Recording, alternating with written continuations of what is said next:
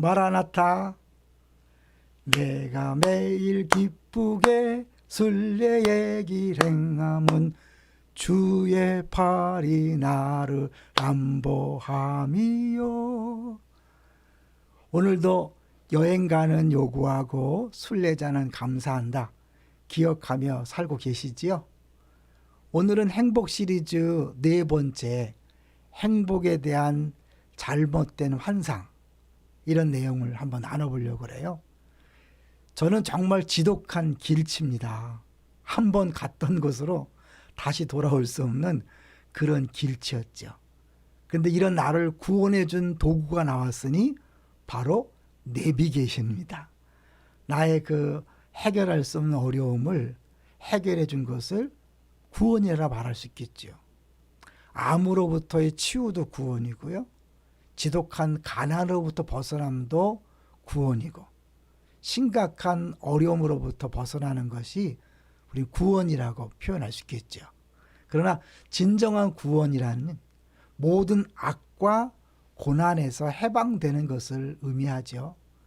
감기에 걸리면 감기의 여러 증상이 나타납니다. 열이 난다든지 기침이 난다든지 그런 증상을 보고 감기에 걸렸구나 그렇게 알죠. 마찬가지로 죽음에는 증상이 있다 그래요. 우리가 겪고 있는 모든 악, 고난, 인생의 모든 아픔들은 다 죽음에서 온 증상이지요. 그럼 우리는 왜 죽음에 걸렸을까요? 성경은 분명히 답을 주고 있습니다. 에덴 동산에서 아담과 하와가 하나님께서 먹지 말라고 한 선악을 알게 하는 나무 열매를 따먹음으로 죄를 졌고, 그 죄의 싹은 죽음이기 때문에 결국 우리에게 그 불순종을 통하여 죽음이 왔다고 이야기하지요. 같이 한번 볼 텐데요. 이 죽음이라는 것, 결국 죄에서 왔는데 죄의 본질이 뭔가? 죄의 본질은 하나님에 대한 인간의 옳지 않은 태도라고 볼 수 있어요.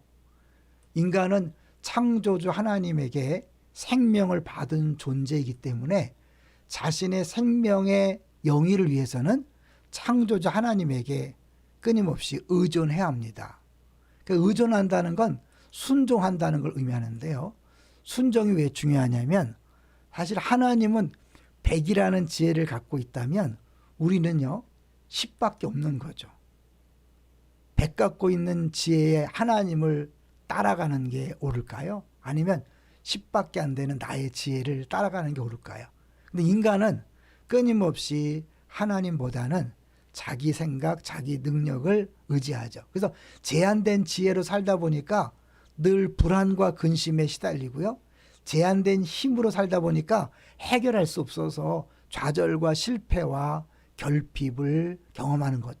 또 제한된 사랑을 갖고 살아가다 보니까 다른 사람을 사랑하지 못하고 끊임없이 갈등하는 것을 볼 수 있습니다. 다른 말로 말하면 이 뿌리 뽑힌 나무처럼 하나님께 끊임없이 자원을 공급받아서 그 무한한 지혜, 무한한 힘, 무한한 사랑을 받고 살아가야 되는데, 하나님을 거절하고 자기 안에 있는 작은 자원으로 살아가면서도요 행복할 것이라고 착각하는 거죠. 자기의 지혜, 자기의 힘, 자기의 사랑, 자기의 시간 등 자기 속에 내재한 자원으로 자기의 생명과 행복을 추구할 수 있다는 환상 가운데 하나님께 의존하고 순종하는 것을 속박의 상태로 인식하고 자기 뜻대로 자기 멋대로 살고자 하나님께 대항하여 자기를 주장하고 독립을 선언한 것이 죄의 본질인 거죠. 그러니까 우리는 끊임없이 부족 속에서 고통하며 삽니다. 그러면 결국 하나님 앞에 가면 해결이 되는데요. 하나님 앞에 가기보다는 사람들은 자기 식대로 그 부족한 자원을 이제 늘리기 위한 일을 추구하는 거죠. 그게 뭐냐면 결국 다른 사람의 자원을 빼앗는 겁니다. 부부싸움의 원인도 거기 있는 거예요. 아내의 자원을 빼앗고, 남편의 자원을 빼앗고, 부모의 자원을 빼앗고, 이웃의 자원을 빼앗는 거죠. 그래서 끊임없이 자기 주장하고 상대방을 굴복시키고 착취하고 치열한 생존 경쟁 속에서 정글의 법칙, 맹수들의 세계처럼 그렇게 끊임없이 싸우는 겁니다. 그거를 위해서 인간과 인간 사이에 모든 갈등과 고난이 찾아온 거죠. 여러분, 이것으로 해결되지 않습니다. 해결책은 간단합니다. 다시 원래의 자리로 돌아가면 됩니다. 어떻게요?